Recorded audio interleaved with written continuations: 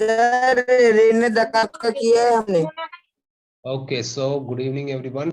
आज हम देखेंगे हमारे हिस्ट्री का पहला चैप्टर का कंटिन्यू करेंगे हम इसको। और इसमें हम देख रहे थे विचारक, इम्पोर्टेंट फिलोसोफर्स। तो जिसमें रेने देकार्त हम देख चुके थे ना शायद। Yes sir. ठीक है, मैं इसको एक बार दोबारा से हम देख लेते हैं ताकि रिवीजन भी हो जाए हमारा, क्योंकि इम्पोर्टेंट आदमी है तो एक बार दोबारा देखने में कोई दिक्कत नहीं है। अच्छा, ये कौन पढ़ के बताएगा मेरे को? जरा हिंदी वाला पढ़ने में दिक्कत है, मराठी वाला। वो 1500 छन रुको मैं इंग्लिश में बताता हूँ। 1596 96 96 और 1650। 1650। तो देखो रेने देकार्त कौन कौन से टाइम पे पैदा हुआ है? 1596 से लेके 1650 तक, मतलब 54 सालों तक का इनका जीवन काल रहा है। आगे देखते हैं। इतिहास का लेखन करने के लिए उपयोग में लाए जाने वाले ऐतिहासिक साधनों की विशेषता, कागजातों की विश्वसनीयता की जांच करना आवश्यक है। यह विचारक आग्रहपूर्ण रखा था। यह विचार आग्रहपूर्ण रखा था। यह विचार रखने वाले में फ्रांसीसी दार्शनिक रेने देकार्त अग्रणी थे। उसके द्वारा लिखित डिस्कोर्स ऑन द मेथड ग्रंथ में वैज्ञानिक अनुसंधान की दृष्टि से एक नियम बहुत ही महत्वपूर्ण माना जाता है, और वह नियम है कि जब तक कोई बात सत्य है, ऐसा निसंदेह रूप से स्थापित नहीं होता, तब तक उसे कदापि स्वीकार नहीं करना चाहिए। देखो, हाँ, अभी लास्ट लाइन से मेरे को पूरा ध्यान आ गया कि हमने किया हुआ था। तो मैंने बताया था तुम लोग को कि जब तक कोई बात तुमको सच है, इसका प्रूफ नहीं है तुम्हारे पास, अगर तुम उसको प्रूफ नहीं कर पा रहे हो, तो तुम उस चीज को नहीं बोल सकते हो कि ये सच है। अगर हम बोलते हैं कि धरती के अंदर ग्रेविटेशनल फोर्स है और हम उसको प्रूफ कर पा रहे हैं लिखकर या फिर किसी चीज को दिखाकर, तो तब तक उसको हम सच नहीं बोल सकते हैं। उसको फिर कोई भी बोल सकता है कि नहीं, ये तो झूठ है। लेकिन अभी हम अगर कोई भी चीज को उछाल रहे हैं, अगर मैंने सेब को ऊपर उछाला तो वो जमीन पे ही आएगा। अगर मैंने किसी बच्चे को ऊपर उछाला तो वो भी जमीन पे ही आएगा। यानी कि जमीन के अंदर कुछ ना कुछ है जिसको ग्रेविटेशनल फोर्स बोलते हैं, और उसके फॉर्मूला भी निकाला हुआ है। तो ऐसे ही चीजें रेने देकार्त ने क्या बताया कि हमें तब तक भरोसा नहीं करना है उस चीज का, हम उसे सच नहीं मानना है जब तक उसको हम प्रूफ नहीं कर पाते हैं। ठीक है, इस चीज को तुम अपनी जिंदगी में भी याद रखो कि हो सकता है कि तुमको बहुत सारी ऐसी चीजें हो जो तुमको कुछ लोग बताएं, या फिर धार्मिक तुम्हारी किताबों में लिखा हो कि ऐसा करना चाहिए वरना भगवान बुरा मान जाएंगे, खुदा बुरा मान जाएगा। लेकिन तुम लोग को तब तक भरोसा नहीं करना है जब तक तुम्हें उसका सबूत नहीं पता है। क्या पता ये जो चीजें बताई गई हो वो उस टाइम पे सही हो, लेकिन वो आज के टाइम पे ठीक नहीं है। ठीक है, तो ऐसे थोड़े सा अपनी सोच में बदलाव लाना है। आगे देखते हैं। आगे हमारे नेक्स्ट फिलोसोफर हैं, हमारे नेक्स्ट दार्शनिक है वोल्टियर। वोल्टियर, और वोल्टियर कौन से सन के हैं भैया? ये है 16, ये कितना है ये बताया था तुमने? 94। 1594 से लेके 1778। 78। ओके, यानी 78 प्लस 6 तो होता है 84 साल तक जिए, मतलब लंबा जिए हैं वोल्टियर भाई तो। ठीक है, देखते हैं इन्हें क्या किया है। वोल्टियर का वास्तविक नाम फ्रांसवा मेरी अरूई था। फ्रांसीसी दार्शनिक वोल्टियर ने इतिहास के लेखन हेतु यह विचार प्रस्तुत किया कि मात्र वास्तुनिष्ठ सत्य और घटनाक्रम के कालक्रम तक ध्यान केंद्रित न करते हुए तात्कालिक समाज में प्रचलित परंपराएं, व्यापार, आर्थिक व्यवस्था, कृषि आदि घटनाओं का विचार करना भी आवश्यक है। देखो, अभी मैं यही चीज बता रहा था कि वोल्टेयर ने देखो क्या बोला है कि हमको जो इतिहास में हुआ है उसी चीज को पूरा आज के टाइम पे भी सच मान के नहीं चलना है। अभी देखो, पहले के टाइम पे कैसा था, मैं एक बहुत बड़ा एग्जांपल बताता हूँ। पहले के जो लोग थे ना, इनको लगता था कि दुनिया कैसी है, ऐसी चपटी है। चपटी से मतलब ऐसे फ्लैट है, ये है दुनिया, से समझते थे। और वो डरते थे कि हम इस तरफ ज्यादा जाएंगे तो यहाँ से गिर जाएंगे हम, पता नहीं मर जाएंगे फिर, या फिर इस तरफ पहुंच जाएंगे तो यहाँ से गिर जाएंगे। ऐसा करके पहले बहुत लोगों में ये गलत भावना थी। लेकिन फिर जब गैलीलियो ने देखा, दूसरे ग्रहों को देखा, तो सब गोल होते हैं, गोल होते हैं, फिर भी हम टिके हुए हैं। क्यों टिके हैं? क्योंकि उस गोले के अंदर, हमारी पृथ्वी के अंदर ग्रेविटेशनल फोर्स है, जो कि एक चुंबकीय ताकत जैसी है, जो हमें अंदर की तरफ खींचे रखती है। हम कितना भी यहाँ पे उछल कूद कर लें, लेकिन हम फटक से नीचे आ ही जाते हैं जमीन पे। ठीक है, तो ये एक ऐसी चीज है कि हमको ये पता लगता है कि इतिहास में जितनी चीजें बताई हैं, जरूरी नहीं है कि वो सही है आज की तारीख में। हो सकता है वो उस समय ठीक थी, लेकिन आज वो वैसी सेम नहीं है। ठीक है, ऐसे ही काफी चीजें होती हैं। देखो यहाँ पे क्या क्या बताया है, तत्कालीन समाज में प्रचलित परंपराएं। परंपराएं जैसे मैं एक एग्जांपल बताता हूँ कि पहले के टाइम पे कुछ धर्मों में ऐसा होता था कि जब पति मर जाता था तो पत्नी को भी मार देते थे। ठीक है, लेकिन अभी कैसा हो गया, अभी ऐसा नहीं करते हैं, क्योंकि हमने समझ लिया कि ये चीज तो गलत है। अब पति मर गया, मान लो किसी बीमारी से मर गया या फिर एक्सीडेंट में मर गया, कोई भी कारण हो सकता है, तो पत्नी का क्या दोष है इसमें? उसको जीने दो भाई, वो जिए अपना। उसको दूसरी शादी करनी है दूसरी शादी करे, नहीं करनी है नहीं करे, अपने बच्चों के साथ रहे, अपने माँ बाप के साथ रहे, कैसे भी रहना रहे। तो ये पहले के टाइम पे, प्रचलित टाइम पे चलती थी, लेकिन आज के समय में हमको समझ में आ गया सही नहीं है। वैसे ही व्यापार हो गया। व्यापार पहले कैसा होता था? पहले होता था कि एक आदमी जो था वो कुछ सामान लेता और वो दूसरे आदमी से एक्सचेंज करता था सामान। मान लो ये आदमी बोलेगा मैं तुमको सेब दूंगा, तो मेरे को गेहूं दे, ऐसा करके चलता था। लेकिन फिर वही अभी देखो आज की तारीख में क्या हो गया है। अब मान लो मेरे पास सेब भी नहीं है, गेहूं भी नहीं है, लेकिन मेरे पास पैसे है, तो आज मैं वो पैसे देता हूँ। मैं पैसे दूंगा इसको और उससे मैं सेब ले लूंगा, मैं इसको पैसे दूंगा और इससे मैं गेहूं ले लूंगा। ठीक है, तो अब ऐसा एक साधन ला दिया पैसा, जिससे हम दोनों चीजें ले सकते हैं, और ये लोग भी पैसे लेके फिर अपनी दूसरी चीजें खरीद सकते हैं। तो पहले की परंपरा थी, पहले का व्यापार ऐसा होता था कि उस समय वो लोग अलग तरीके से करते थे, लेकिन उसको हमने बदला और वो आज के समय में बिल्कुल सही है। तो ऐसे ही वोल्टेयर का मानना है कि समय के साथ साथ जो जो परंपराएं होती हैं, जो प्रचलित परंपरा होती है, व्यापार करने का तरीका होता है, ये सब को समय के साथ बदलना चाहिए। आर्थिक व्यवस्था से क्या मतलब है? पहले के टाइम में जो राजा लोग होते थे, अंग्रेजों की बात बताता हूँ। अंग्रेज लोग क्या करते थे? अंग्रेज ऐसे ऐसे करके समझो इसको, पिरामिड में ये अंग्रेज, मान लो सबसे ऊपर है अंग्रेज, उसके नीचे होते थे जमींदार और उसके नीचे होते थे आम आदमी। ये हो गया अंग्रेज का ए लिख लिया, अंग्रेज। फिर ये हो गया जमींदार का जेड, आम आदमी का ये मैंने बना दिया एक आम। ठीक है, आम आदमी मतलब तुम मैं हम सब लोग, लेकिन ये भी ए से हो जाता है, इसलिए मैंने आम बना दिया। तो ये अंग्रेज होते थे। अंग्रेज सारी जमीन रख लेते थे और जमीन, उस सब जमीन में से थोड़ी सी जमीन जमींदार को देते थे, और वो जो जमींदार के पास जमीन रहती थी, उस जमीन पे वो आम आदमी को बोलता है तुम खेती कर, और जितना भी अनाज निकलेगा सब अनाज में से थोड़ा सा मैं तुमको तेरे को दूंगा, बाकी सब रख लूंगा। फिर ये जमींदार जो भी अनाज होता था, उस अनाज में से भी बहुत सारा हिस्सा वो अंग्रेज को देता था, ऐसे करके होता था। ठीक है, लेकिन ये व्यवस्था अब तो खत्म हो गई है, अब तो है नहीं। अब तुम्हारी जमीन है तो तुम्हें जो करना है करो, ना तुम्हारे ऊपर जमींदार होगा ना तुम्हारे ऊपर कोई अंग्रेज होगा। ठीक है, तो ये देखो ये सब बताया कि वोल्टेयर ने, ये सब चीजें बदलती हैं। कृषि कृषि का भी देखो पहले कृषि मतलब होता है खेती। ठीक है, पहले कैसे गाय बैल इन लोगों के साथ खेती हुआ करती थी, कितना स्लो काम होता था, पूरा दिन खटने के बाद एक खेत को जोत पाते थे।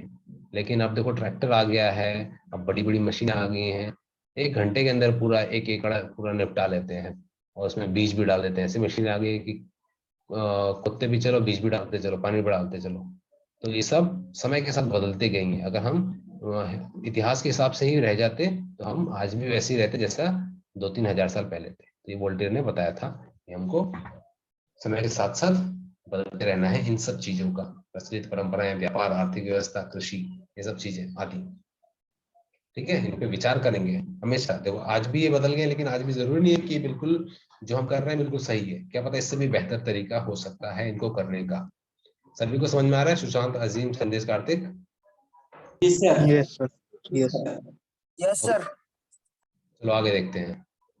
ये विचार किया जाना चाहिए। इस विचार को महत्व प्राप्त हुआ। इस दृष्टि में कहा जा सकता है कि वोल्टेयर आधुनिक इतिहास लेखन के जनक थे। ठीक है, ये तो रहने दो। तो हाँ, आगे देखते हैं हम। नेक्स्ट है जॉर्ज विल्हेम फ्रेडरिक हेगल। ये हेगल नाम से मतलब फेमस है, फ्रेडरिक हेगल। इनकी शताब्दी क्या है? 1990 है ना, से लेके 19 है कि 80 है? वो 80 है क्या? 1780 कितना लिखा है ये संदेश कार्तिक अजीम?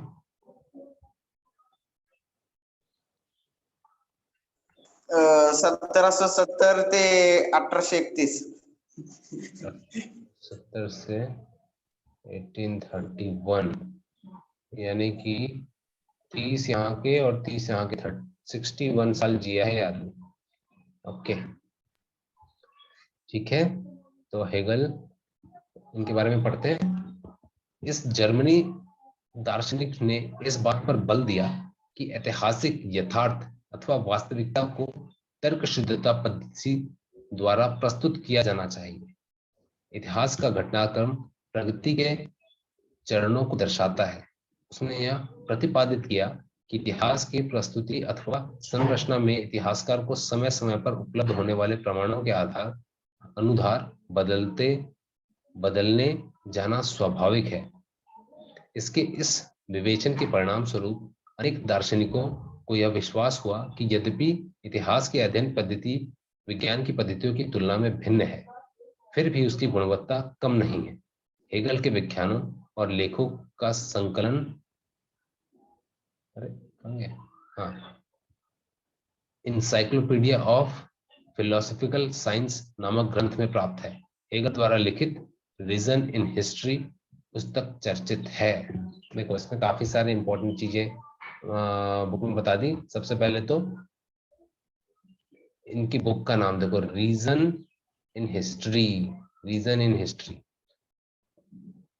अब देखो हेगल ने क्या चीज बताया था, इसके बारे में बात करते हैं। हेगल ने हमको क्या बताया कि जो इतिहास होता है, जो हिस्ट्री है, उसको हमको पूरा नजरअंदाज नहीं कर देना, उसको पूरा भूल नहीं जाना है। क्योंकि हिस्ट्री क्या होती है? हिस्ट्री हमेशा रिपीट होती है। अगर हम हिस्ट्री से सीखते नहीं है चीजों को, तो हम वो गलती फिर से कर सकते हैं। जैसे जिसका कि मैं बहुत बड़ा एग्जांपल बताता हूँ कि 1962 में हमारी लड़ाई हुई थी, भारत की लड़ाई हुई थी चाइना के साथ, इंडिया की लड़ाई हुई थी चाइना के साथ 1960-61 के आसपास। 1960 और 61 के आसपास हम लोगों की बहुत अच्छी दोस्ती थी चाइना से। उस समय पंडित नेहरू थे हमारे पीएम, और उनके पीएम का मेरे को नाम याद नहीं है। उनके साथ अच्छी दोस्ती थी, लेकिन इन लोगों ने मौका देख के भारत पे हमला किया। ठीक है, अब अगर हम दोबारा से इनके साथ अच्छी दोस्ती करें, इंडिया दोबारा से इनके साथ अच्छी दोस्ती करता है चाइना के साथ, तो ये हो सकता है कि वो दोबारा हम पे हमला करें, जैसा कि उन्होंने डोकलाम में किया। तो इसलिए इस बार वो इतना बड़ा हमला नहीं कर पाए। पिछली बार उन्होंने हमारे बहुत लोग मार दिए थे, हम लोग हार गए थे, लेकिन इस बार ऐसा कुछ नहीं हुआ, हम लोगों ने उनके बहुत लोग मारे। वो क्यों? क्योंकि हमने इतिहास से सीख लिया कि 1962 में जैसे इन लोगों ने हमसे धोखा किया था, हम अब दोबारा वैसा नहीं होने देंगे। ठीक है, तो इतिहास हमको, ये हेगल का मानना है कि इतिहास को हमको भूलना नहीं है, इसको ध्यान में रखना है कि इतिहास में जो चीजें होती हैं वो दोबारा से भी हो सकती हैं।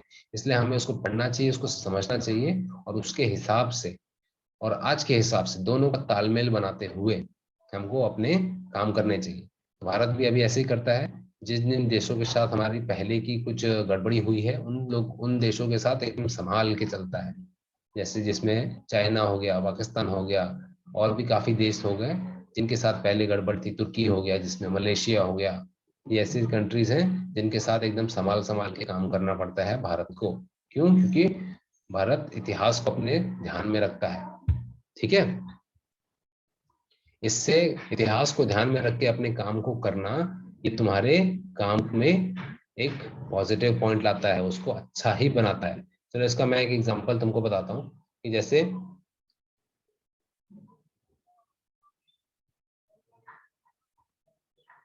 अरे ये क्या हुआ? हेलो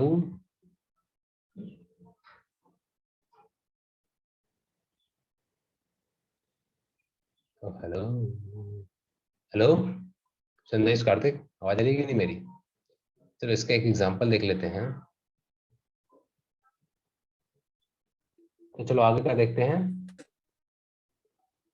नेक्स्ट है लियोपोल्ड वॉन रोंकी। ये 19वीं शताब्दी में किए जा रहे इतिहास लेखन की पद्धति पर प्रमुखतः बर्लिन विश्वविद्यालय के लियोपोल्ड वॉन रोंकी के विचारों को प्रभाव दिखाई देता है।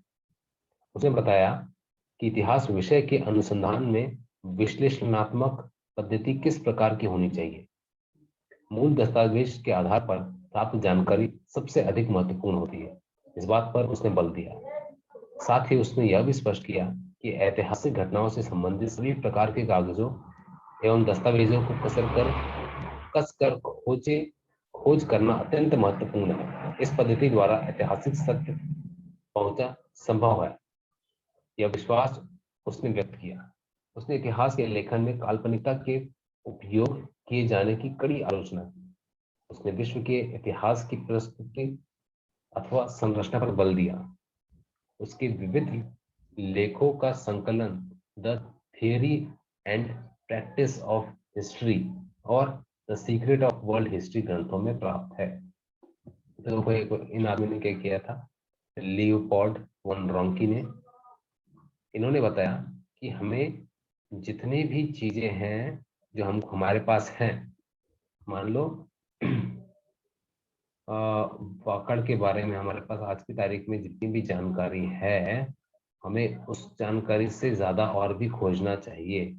हो सकता है वो वहाँ की जमीनों में दबा हो, या फिर किसी और के पास भी वाकड़ की जानकारी हो कि पहले वहाँ पे कैसी बिल्डिंग्स थी, वहाँ कौन राजा था, वहाँ पे कैसी संस्कृति थी, वहाँ लोग कैसे थे। ये सब हमको जानकारी इकट्ठा करनी चाहिए, और उसके बाद फिर तभी हम किसी भी चीज के बारे में असली में बता सकते हैं कि वो चालू में कैसी थी और अब है। तो यही बता रहे हैं कि हमें कागजातों एवं दस्तावेज को कसकर खोज करना अत्यंत महत्वपूर्ण हो जाता है। ठीक है, इसकी वजह से हम पूरे इतिहास को अच्छे से समझ सकते हैं, ये इन्होंने बताया था। ठीक है, नाम के साथ अजीम, इनको पूरा याद रखना कि किसने क्या चीज बताया था, ये तुमको परीक्षा में पक्के से आएगा कि यस सर। उनका मेन चीज उनने क्या बताया था। ठीक है, ये चीज तुमको पक्के से पूछेंगे कि बताओ कि लियोपोल्ड वॉन रोंकी ने क्या बताया था। ऐसा हो सकता है तुमको बोले और उसमें से बताने को मैच द फॉलोइंग रहे, या फिलिंग द ब्लैंक्स रहे, या फिर वन लाइन वाला सवाल रहेगा, ऐसा करके आ सकता है। चलो आगे देखते हैं, आ जाता है। और हाँ, उनकी बुक्स भी, अगर उन्होंने कोई बुक लिखी है, जैसे देखो इन्हें 2 बुक लिखी है, the theory and practice of history और the secret of world history, 2 book इन्हें लिखी है। फिर हमने पिछले वाले में भी देखा था, उसने भी बुक लिखी थी, मैं बताया था अभी, कौन सी, रीजन इन हिस्ट्री, हेगल ने लिखी थी। ऐसे करके एक टेबल बना लेना जिसके अंदर ये जो आदमी है, एक तरफ इनका नाम लिखना और कब से कब पैदा हुए ये, और उसके नीचे लिख देना कि इन्होंने कौन सी मेन चीज बताई 1 पॉइंट, और दूसरा पॉइंट लिख लेना कि इन्होंने कोई बुक लिखी है तो उस बुक का नाम, फिर दूसरा आदमी का नाम, फिर सेम चीज 1 2, फिर तीसरा आदमी उसका नाम, उसका फर्स्ट और उसका सेकंड। ठीक है, ऐसे करके टेबल जैसा बना लेना, टेबल में फटाक से फिर याद रह जाता है। ठीक, यस सर। ओके, चलो आगे देखते हैं। आ जाते हैं okay Karl sir. Marx. Karl Marx एक बहुत इंपॉर्टेंट आदमी है हमारी वर्ल्ड हिस्ट्री के, सारे भी हैं लेकिन ये थोड़ा कुछ ज्यादा इंपॉर्टेंट है। तो ये कितना लिखा है, 1818 है कि ये 1828 है, 1818 लग रहा है मेरे को, 1818 है ये। Yes sir. 1818 और 1883। 83, 1883, कार्ल मार्क्स के बारे में। तो देखो कार्ल मार्क्स कौन आदमी थे। 19वीं शताब्दी के उत्तरार्ध में कार्ल मार्क्स द्वारा स्थापित सिद्धांतों के परिणाम स्वरूप इतिहास की ओर देखने की दृष्टिकोण में महत्वपूर्ण परिवर्तन लाने वाली वैचारिक प्रणाली अस्तित्व में आई। इतिहास अमूर्त कल्पनाओं का नहीं होता है, अपितु वह जीवित मनुष्यों का होता है। मनुष्य के बीच रिश्ते नाते, उनके मौलिक आवश्यकता आवश्यकताओं को पूर्ण करने वाली उपलब्ध संसाधनों के स्वरूप और स्वामित्व पर निर्भर करता है। ये संसाधन समाज के विभिन्न वर्गों का समान मात्रा में प्राप्त नहीं होते हैं। फलस्वरूप समाज का वर्ग पर आधारित विषम विभाजन होता है और वर्ग संघर्ष निर्माण होता है। मानव का इतिहास ऐसे ही वर्ग संघर्ष का इतिहास है। जिस वर्ग के नियंत्रण में उत्पादन के संसाधन होते हैं वह वर्ग अन्य वर्गों का आर्थिक शोषण करता है। यह विचार उसने प्रस्तुत किया। उसका लिखा ग्रंथ दास कैपिटल विश्वविख्यात है। ये देखो बहुत इंपॉर्टेंट है, इसका मैं थोड़ा सा तुमको समझाता हूँ। ठीक है, सबसे पहले तो मैंने जैसे बताया था कि जितने भी आदमी हम अब देखे हैं, एक जगह इनका नाम लिखना, फिर पहला पॉइंट लिखना कि उन्होंने कौन सी मेन चीज बताई, और दूसरा पॉइंट लिखना है तुमको कि उनकी कौन सी बुक थी। जैसे अभी हमने देखा ये कार्ल मार्क्स, नाम में आ जाएगा कार्ल मार्क्स पहला, और इनमें मेन पॉइंट क्या बताया कि संसाधन जिसके पास होते हैं नियंत्रण उसके पास ही होता है। समाज का नियंत्रण उसके पास होता है। जिसके पास ज्यादा सामान है, जिसके पास ज्यादा पैसे हैं, वही राज करता है। ऐसा करके अभी मैं समझाता हूँ इसको। और सेकंड चीज मैंने बताया था कि बुक का नाम, तो बुक का नाम क्या है इनके, दास कैपिटल। ठीक है, तो कार्ल मार्क्स एक खतरनाक आदमी था। अब खतरनाक से क्या मतलब है, उसकी सोच से है मतलब। देखो आमतौर पे जब हम लोग, हमारी दुनिया देखो कैसी है, एक फनल के जैसी है। ठीक है, ये फनल होता है, तुमने देखा होगा, इसमें पानी डालते हैं। अगर किसी कंटेनर में पानी डालना होता है तो ऐसे इसका इसको खींचते ये हैं ऐसे। सिलेंडर ने होते थे ना, तब वो रॉकेल की इसमें डालते थे। रॉकेल डालने के लिए ये चीज हमको काम आ रहा था। तो ये मान के चलो कि अगर हमारे दुनिया में 1000 लोग हैं। इसको मराठी में नरसा बोलते हैं, नरसा। ओके ठीक, थैंक यू अजीम। देखो अब आगे देखते हैं हम कि ये मैं बताना क्या चाह रहा हूँ कि हमारी दुनिया में जितने लोग हैं हम उसको देखो दो मेन भागों में बांट देते हैं।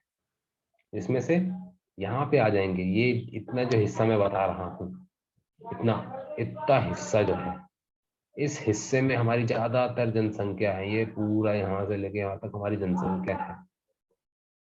और यहाँ पे आ जाते हैं वो कुछ लोग, इस हिस्से में ये जो है पतला वाला हिस्सा, यहाँ पे आ जाते हैं वो कुछ लोग जो कि अमीर हैं, और बाकी के मध्यम वर्ग वाले या फिर गरीब लोग आ जाते हैं यहाँ पर। ठीक है, ये ऐसे ही करके हमारी दुनिया आज की तारीख में भी बटी हुई है कि जो अमीर होता है, अमीर देखो बहुत कम लोग अमीर हैं दुनिया में, लेकिन उनके पास दुनिया का सबसे ज्यादा पैसा मौजूद है। ठीक है, और उसका उल्टा बाकी के यहाँ पे जितने लोग हैं, मान लो ये जितने अमीर लोग मैं बता रहा हूँ। अच्छा, इसको मैं एक अच्छे व्हाइट बोर्ड में समझाता हूँ, बहुत इंटरेस्टिंग चीज है ये। तो let me share you with it on white board. Okay, much better. तो मैं बता रहा था कि we are like one funnel, इसको फनल बोलते हैं इंग्लिश में। तो ये फनल जैसा है, इसमें कि मैक्सिमम हमारी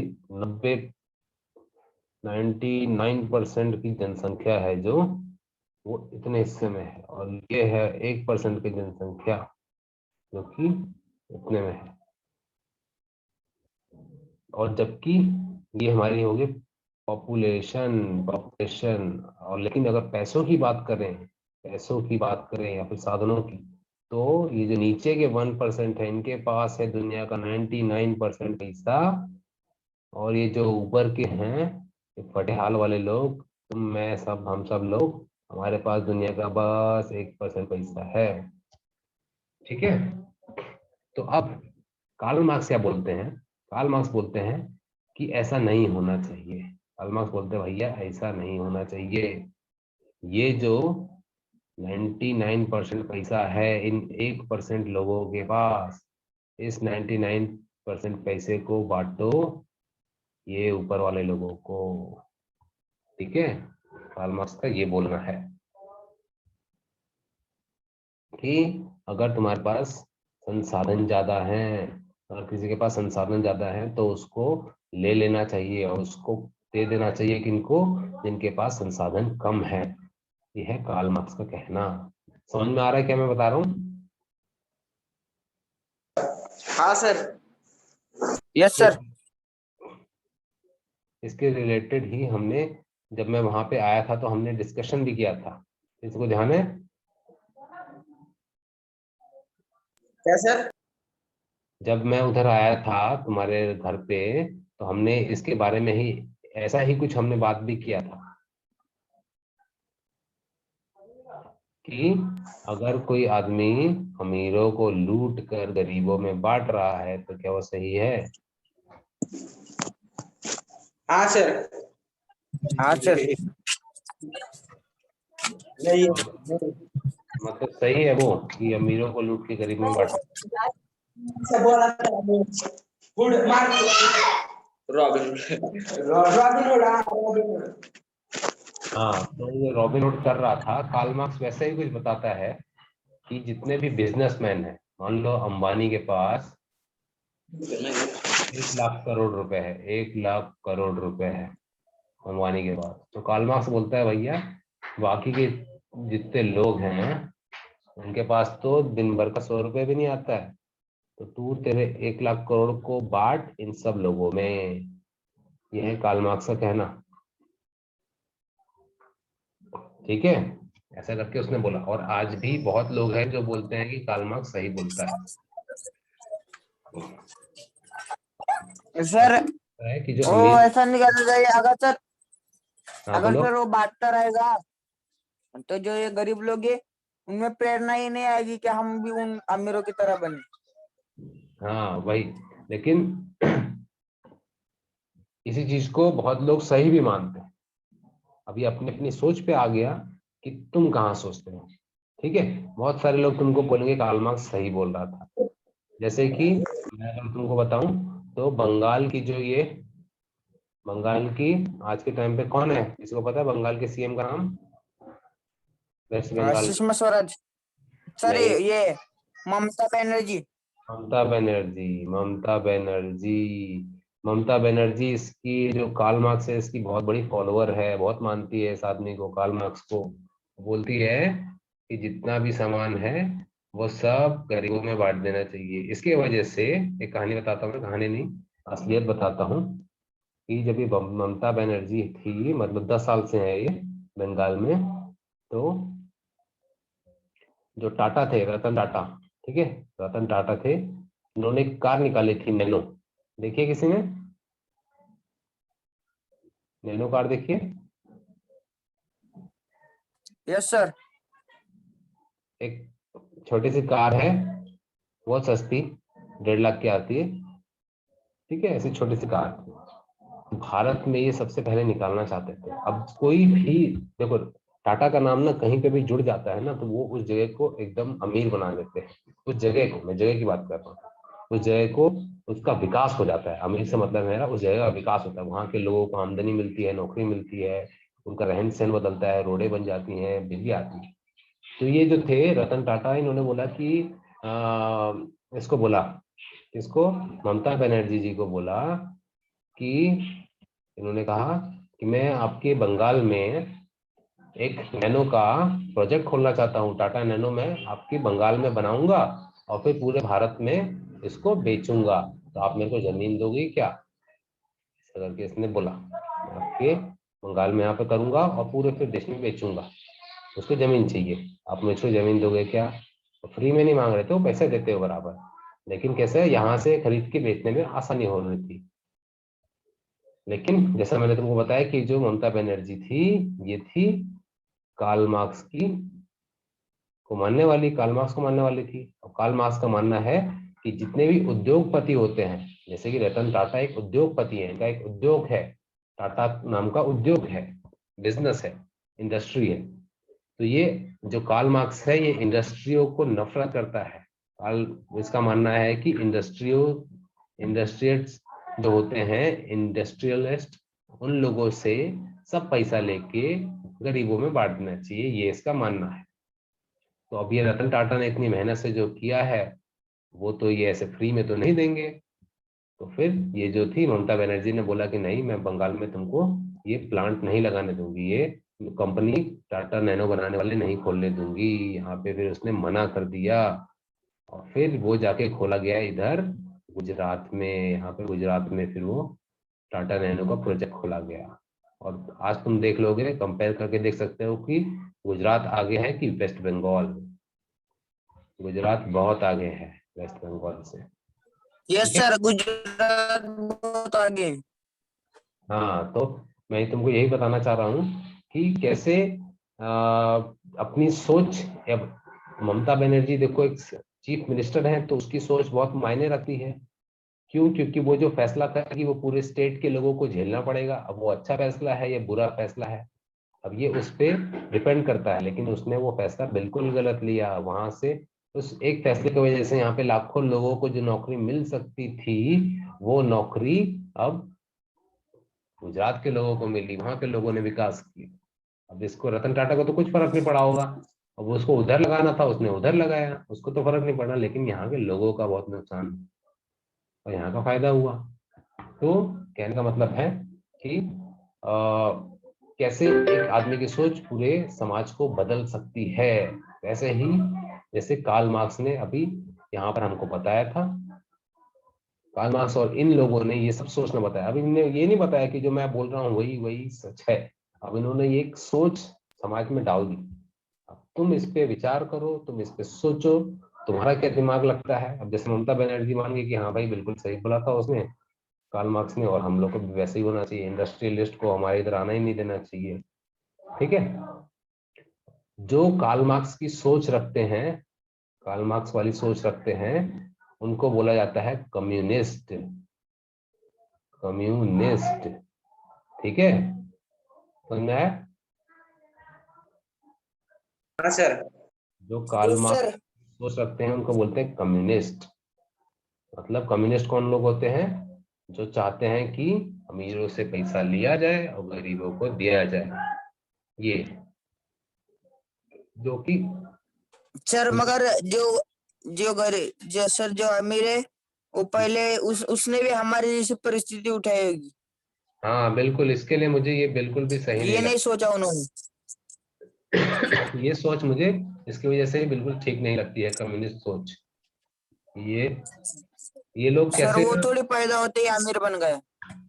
हाँ, अगर अरे बन भी गए तो अपने को क्या करना है? अगर मान लो जो धीरू भाई अंबानी है, उसने पूरी मेहनत करके अमीर बना, अब उसका जो बेटा होगा वो तो अमीर ही होगा ना, क्योंकि उसके पापा ने छोड़ के गया है ना। Yes sir. लेकिन अपनों को क्या फिर उसके करना पापा है? ने मेहनत करा जब भी वो अमीर बना। हाँ, तो उसके पापा ने मेहनत किया, उसने अपनी पूरी वंशज को इतने मेहनत कर लिया कि उसकी 3-4 वंशज पूरा अच्छे से जिएंगे। तो भाई तुम भी करो मेहनत, अपनी मेहनत से करो। तुम्हें काय को फ्री का चाहिए, दूसरे का, अमीर वाले का बांट के चाहिए? इतना तो अपने पे तुम्हारा आत्मसम्मान होना चाहिए कि नहीं भाई, मैं एक दूसरे का 1 रुपया नहीं लूंगा। अगर मेरे को भगवान ने हाथ पैर सब सही सलामत दिए हैं, सोचने का दिमाग दिया है, तो मैं अपनी मेहनत से काम करूंगा। लेकिन जो थोड़े से ऐसे लोग होते हैं जिनको मुफ्त का माल चाहिए होता है, वो ऐसी ऐसी सोच का सहायता लेते हैं और इन लोगों को परेशान करते हैं, और समाज में ऐसी लोग ऐसी भावनाएं फैला देते हैं कि अमीर वाले लोगों की वजह से ही गरीब गरीब हो रहा है। गरीब गरीब सिर्फ इसलिए हो रहा होता है, गरीब तुमने सुना होगा, गरीब और गरीब होते जा रहा है, अमीर और अमीर होते जा रहे हैं।